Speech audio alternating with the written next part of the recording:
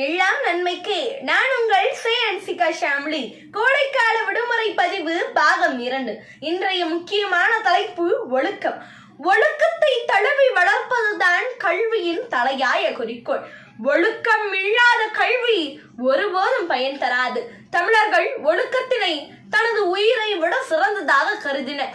ஒழுக்கத்தை பற்றி வான்புகழ் வள்ளுவர் மிக அழகாக கூறியுள்ளார்.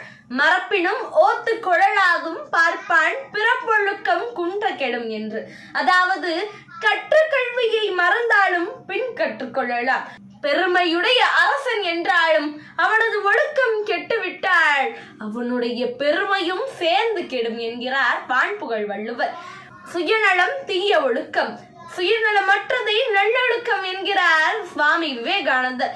தமிழன் அதனால்தான் கோள்களை 9 வைத்தான், திசைகளை 8 வைத்தான், ஸ்வரங்களை 7 வைத்தான், சுவைகளை 6 வைத்தான், பஞ்சபூதத்தை 5 வைத்தான், ஒழுக்கத்தை மட்டும் 1 வைத்தான், அதை உயிராக மதித்தான். ஒழுக்கம் என்பது ஒரு மனிதனுக்கு நல்ல மரியாதை பெறுவதற்கும் வெற்றி பெறுவதற்கும் அவசியமான ஒரு நற்பண்பாகும்